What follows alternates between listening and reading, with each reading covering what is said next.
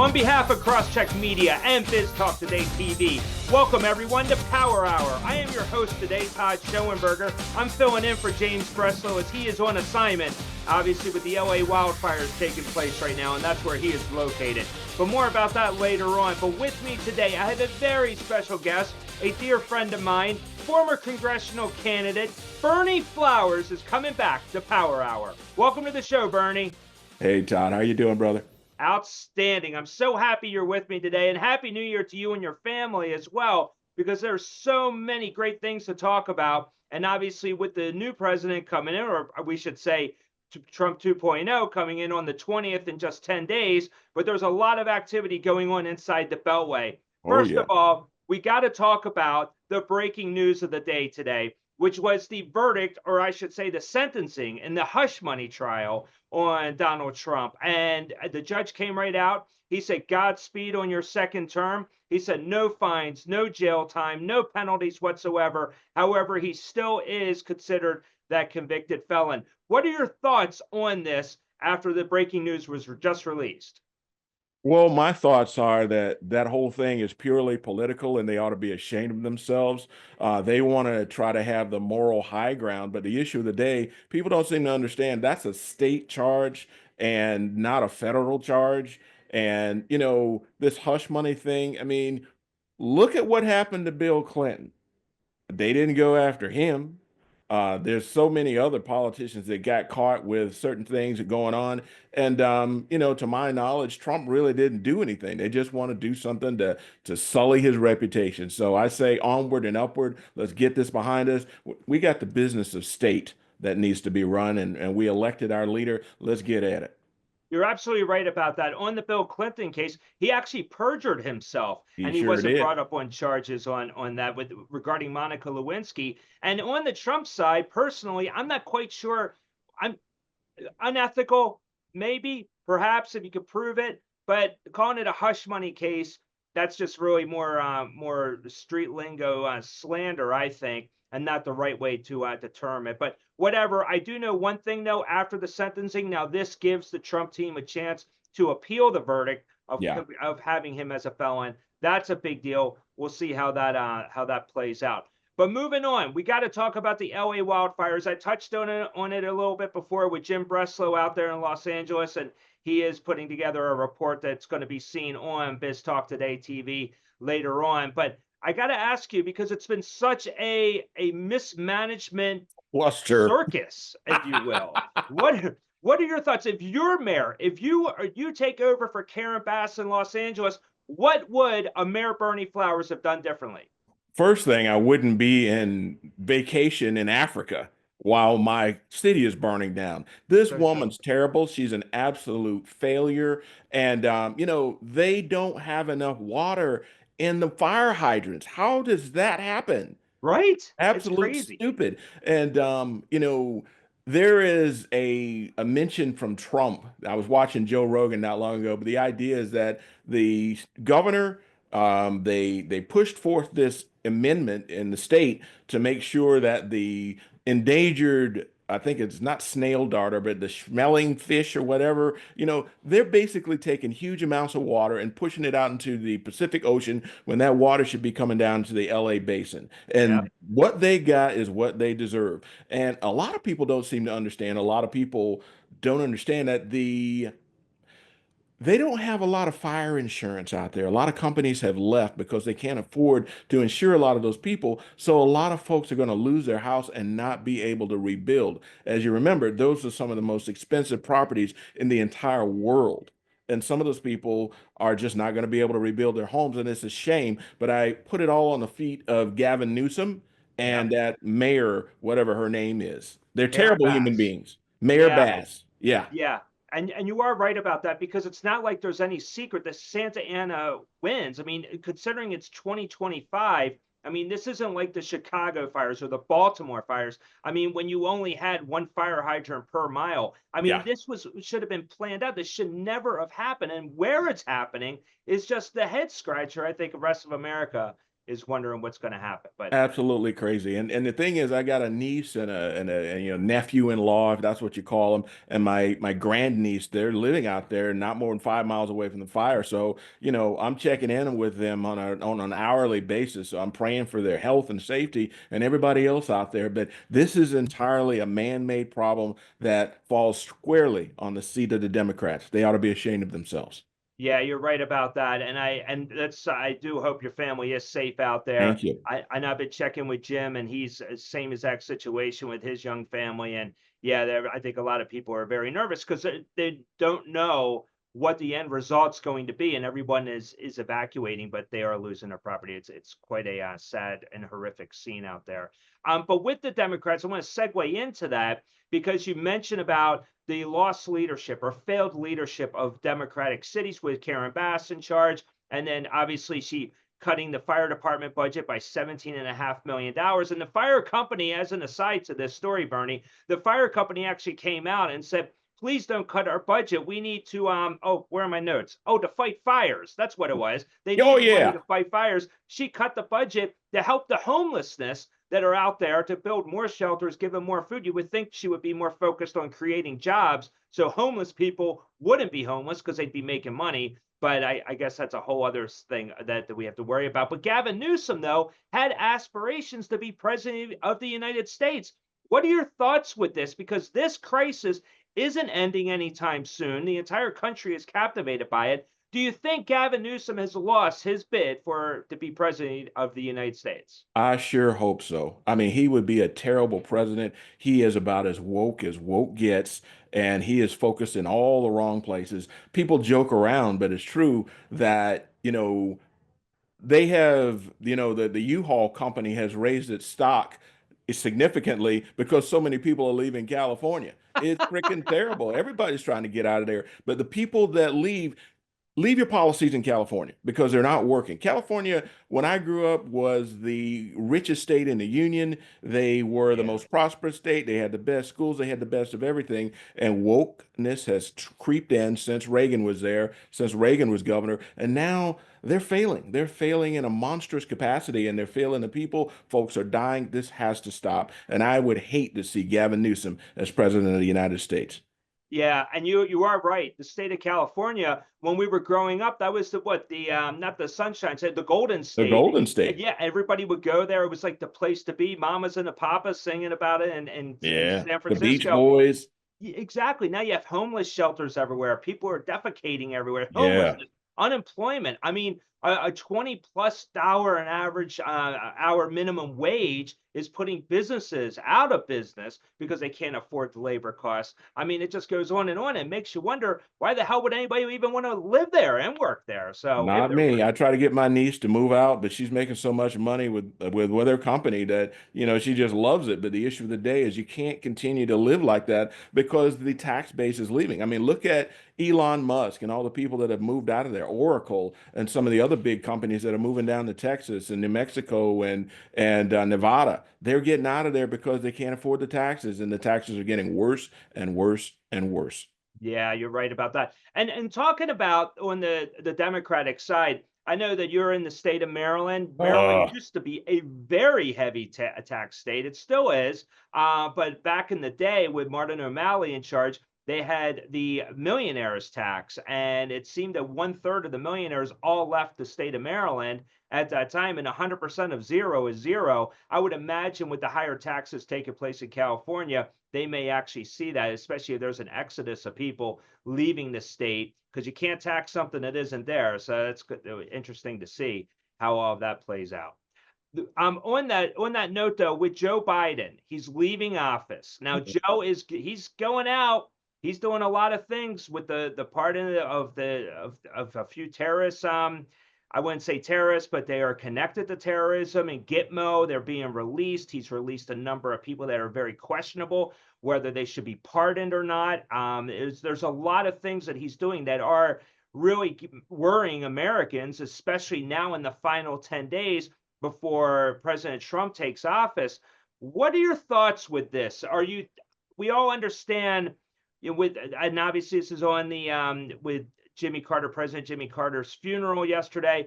But Jimmy Carter, and we grew up in that time, Bernie, where Jimmy Carter was not a very productive president. He wasn't very, No, he wasn't. but post presidency, quite a man, very inspiring. I really just everything I'm reading about him, Yeah. he was somebody you wanted to live your life as. Do you see Joe Biden having that type of legacy though over the next decade?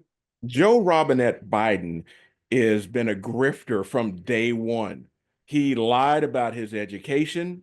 He lied about his background. He stole speeches. And this is back when he was a young man. He has not changed at all, and his legacy will haunt him the rest of his miserable life. And I'm glad to see him leaving. He's a racist and he's a terrible human being. And how he got elected, I will never know, but we'll be glad to get rid of him. Yeah, well, I mean, there's a lot to be said about that because whether it was legit or not, I mean, who knows? But after the Trump election and running for re-election, things just didn't work out. But it's funny how things work Yeah. because I have a feeling Trump 2.0 is going to be a lot better, even if he was reelected. Amen to This that. would be better for the country anyhow. But we'll see. But with that, with Biden, I want to stick with that a little bit here because he has had a several questionable moves. What's the motivation? I mean, obviously, he had to pardon for Hunter for his own son.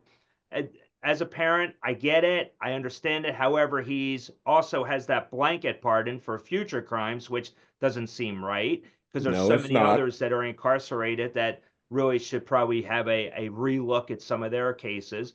But with him doing what he's doing, usually presidents just go out there, they're taking care of the transition. He's making moves right now. I mean, he seems to be doing things, whether it's him or somebody behind the scenes. But what's the motivation there? Do you think that they're trying to really discourage a President Trump from succeeding, or what are your thoughts? I think that ideologically, there are people that have been financing the campaign of Biden that want to do everything they can to tear this country down. And to me, the war in Ukraine, for example, they're still obligating money to send over to Vladimir Lozinski's, whatever, I can't pronounce that guy's name. But Yeah. the issue today is we shouldn't be sending a dime over there. And the honorable thing would be to slow down, go into your lame duck period, don't make any major decisions that Trump's going to have to live with. But Joe Biden seems to be doing something opposite. He's also trying to arrange that we can't do the offshore drilling that we have. We've got huge amounts of oil on both coasts, on the East Coast and West Coast, and Trump has promised to get at that oil and lower our gas prices. But Trump is having to deal with the aftermath of Biden. Biden is trying to make it legally impossible for Trump to get at that oil. Trump will have to go through Congress to pull this off. And I think that is just sour grapes on the part of the Democrat administration. And Biden, again, is a crook. He is just somebody who, well, I'm giving him so much credit. He is not doing this. He's been, in my opinion, there's a cabal running, Biden's decisions. He's just a mouthpiece. They're deciding what's going to be done. And the thing is, they're doing a very, very poor job of it. Our inflation's up. The border is wide open, and that has to be changed. Trump's got to get all his nominees through. And they're just trying to make things as difficult as they can up until the last minute. And as far as I'm concerned, the concept of a lame duck president making all these decisions is unprecedented. It's got to stop. And I can't wait for these next few days to be over and get folks into office that can make a difference. Yeah, you're right about that. And and so the audience knows, the administration actually will bring on 4,000 people to work Yeah, within the administration. The first 1,000 people have likely already been recognized. These are the people that have to get congressional approval, yeah, Secretary, Treasury, State, Defense, those types of positions. Then the next tier comes in. Usually in history has shown us that second tier of the next 1,000 usually is already in place by the time the inauguration happens. That has not happened right now. And it probably won't until after the inauguration, only because of what you're saying. There's so yeah. many things that he is going to have to clean up because Biden continues to mess things up for us. And with that, he's going to have his work cut out for him, at least in the short term, which leads me to the first 100 days. And that's something that we like to talk about in the news media about with new presidents, their first 100 days. What's that mean? And typically it's a proxy for the success of not just the White House, but also for the party going into the midterms. How do you see Trump's first 100 days panning out for the United States? Well, the first thing he's got to do is get his nominations in. Holman, that's a given. They're not Hmm. going to fight that. But Hegseth, oh boy. I mean, Yeah. I like Pete, but it's going to be tough. They're going to go hard at Tulsi Gabbard. They're going to go hard at RFK Jr. And to tell you the truth, I think the most important one is RFK Jr. because HHS controls our entire healthcare system. Hmm. And, back to Tulsi, she would be controlling our entire intelligence system. And the deep state is going to fight that with everything they've got. And it's going to be tough, but we've got to fight through it. And I'm pretty sure Trump's lawyers are girded at the loins, as they say in the Bible.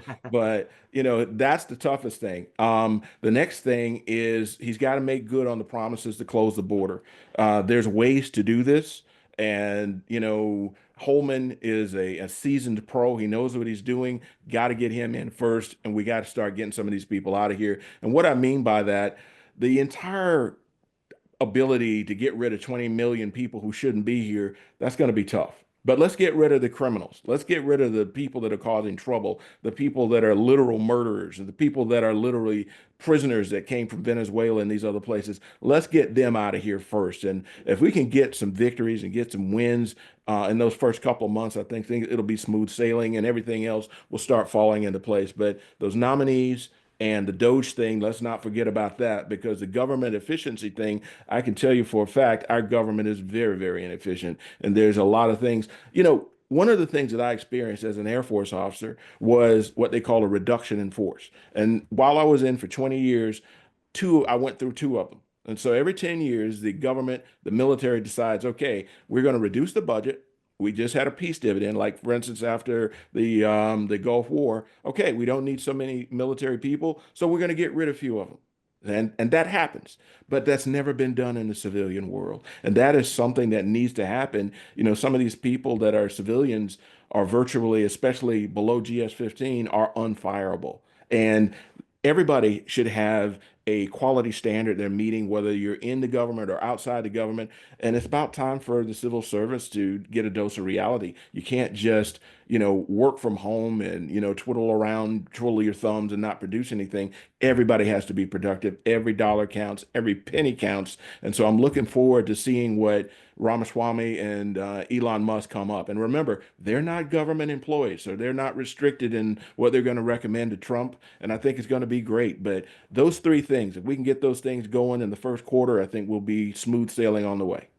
Yeah, you're right about that because if the audience goes to usajobs.com, you will, and we did some research on this here at CrossCheck Media, that you will see there are a number of government buildings that have been around for, I don't know, decades, we'll say, but they're empty. But Yeah. however, you still need to have security, you still need to have the lights on, the electricity is running, the air conditioning, heat, whatever it is, that's all running, Hmm. and you have a few people that work in these giant buildings. But if you go to usajobs.com, you actually will see job openings for areas where these buildings are. And I think that's going to be a sign over the next 6 months where you start seeing a lot of remote workers working for the government that will be told, look, move to one of these locations or you're going to have to be gone because you have to be in the building. Why would Yeah. the government continue to pay all this money overhead costs for buildings that are empty? Doesn't make any Yeah. sense. And I think Doesn't that's make where any the sense. government efficiency And comes in. it's funny you bring that up.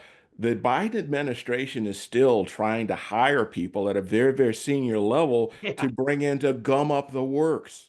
Yeah. They're bringing in their people at the very, very last minute at very, very plus $100,000 salaries. And once you get that person on board, now if you don't need them, you got to go through the legal process of getting rid of them. And that's just going to make things even tougher on the Trump administration. But nevertheless, we got a lot of work to do. There's a lot of work to do, that's for sure. So let's turn this to on the local side here. Now, you being in the great state of Maryland, that's also where the Baltimore Ravens are home, and it's Go always a Ravens. great topic to talk about. But we'll share that. We'll save that for a sports show.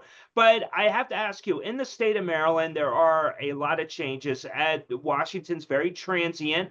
So you're going to have a lot of people moving out, people moving in. They're not just living inside the Beltway. They're also in the outskirts in Prince George's County, Montgomery County, Howard County. I know you ran in Howard County for the House of Representatives, but with the state of Maryland, are you seeing any changes now, especially when it comes to crime, taxes, or are things just continuing to worsen? Or what do you think? Because you ran, that was your stake when you were running, talking about some of the things that needed to change. Are you seeing any changes right now? Well, it's good that you asked that. When Governor Hogan was here a little over a year ago working as governor, he left with a roughly, if I'm not mistaken, $4 billion surplus, and everybody was happy about that. That's right. Westmore comes in as a Democrat, and within a year, we've got a $4 billion deficit. And one of the things that he's doing is raising fees, not necessarily taxes, because if he raises taxes, he's got to go through the legislature and then they've got to put numbers on things and, he'll be blamed. But the idea is they're raising fees. For example, if you get a traffic ticket, let's say that traffic ticket is $100. Now it's going up to $120. Car registration fees. He has total control out of that. Business on, you got a business licensing, all those sorts of fees. All he has to do is stroke of a pen, and that's what he's doing. And people are not happy. But the truth is that this is a very blue state. The Democrats voted for him, and now they're having a little bit of regret about some of the policies that bringing in. And Maryland is top five in the number of people leaving this state. Folks are leaving here in droves and they're taking their businesses, and a lot of retirees are leaving because it's very expensive to live here as a retiree. So that's the main thing that's changing. Baltimore's crime is going down just a little bit, but it doesn't feel like it. There's less murders, but there seems to be more carjackings and more, stealing of that sort of thing. But the issue today is people are upset because, again, things are so very, very expensive here. This is one of the most bluest states in the nation. And so we got to do better. And that's why we keep the fight going. Yeah, I know the state is expensive to live there. I never thought about that on the fees, though. That is captivating because he can get away with that. Now, does that also mean on the toll side, can he just simply lift tolls like we saw with O'Malley? Yes, he can do whatever he wants to as governor, and he doesn't have to go to legislature to do it. And a lot of these legislators are, reluctant to put their names on raising taxes. It makes it look bad for them. But for him, if he's raising fees, they can, generate more money and not have to put their name on the legislation. So it's a bad situation for the consumer, and we got to do better. Wow, that is amazing. I never knew this, and I'm definitely learning something. I'm sure the audience is as well. So very interesting. So with that, you have 8 districts in the state of Maryland. 7 are run by Democrats, and obviously the one Republican's probably more on the left And side. What Andy about Harris. what about you, Bernie? I got to put you on the hot seat now. You think you'll run in the midterms? You are funny. You are funny. I tell you, man, I thought we were friends. You can't put me on the spot like that. All right, well, you don't need to answer right now, but I can tell you one thing. If you are running, we got to have you back many times over because you definitely would be the right person we want to push and get into office. That's for sure. But Brother, you've you're on been all speed over. dial. Absolutely. Well, you've been all over television, especially on Newsmax. You're seen nationally. I'm sure you're getting some national attention. You have some great comments. You're very Thank you. intelligent. You really know what you're talking about, especially when it comes to things like defense, because you're ex-military. But with that, I mean, are you thinking only state of Maryland, or maybe a local politics, or federal? What do you think you would like to do? I'm just curious what your dream job would be.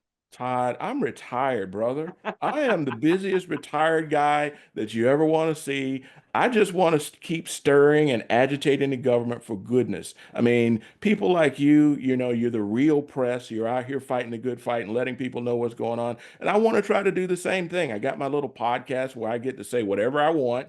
And I get these Newsmax appearances and a little bit of this and a little bit of that. And your wonderful power hour. I'm so thankful that you're allowing me to be on. But the issue of the day is I'm just a grumpy old soldier trying to do the right thing. And I will do that until I stop breathing. All right, I love that. Well, that is fantastic. and I can't thank you enough for joining me today on this. But Berney, we're going to wrap it up there. There's so many things that we know the audience wants to watch and see, and they want to get your thoughts. So we're going to rush and get this show out right away for everyone, and also to be seen on Biz Talk today. So Berney, we're going to be rooting for the Ravens. That's for sure. Amen. So Let's get it done. That's right. I agree with you on that one. And I know the next time we talk, hopefully we'll be talking about that third Super Bowl trophy. So I love it. I love it. So Berney, thank you once again for joining me today on Power Hour. I really wish you and yours a great Happy New Year, and I know we'll see you well before the well, I would say well before the end of the year. Todd, thanks for having me. Anytime, brother. Anytime. Absolutely. So on behalf of Berney Flowers, I am Todd Schoenberger. Thank you once again for joining us on Power Hour. We'll catch you next time. Coming up next week on Money Mavericks, we have Michael Farr. You've probably seen him on CNBC. He's a Washington, D.C. insider. He's going to be joining Tobin Smith on his new show. So we definitely want to make sure you catch that and hear what he has to say about politics and Wall Street. So a lot going on. So thanks again for joining us, and we'll catch you next time. Take care.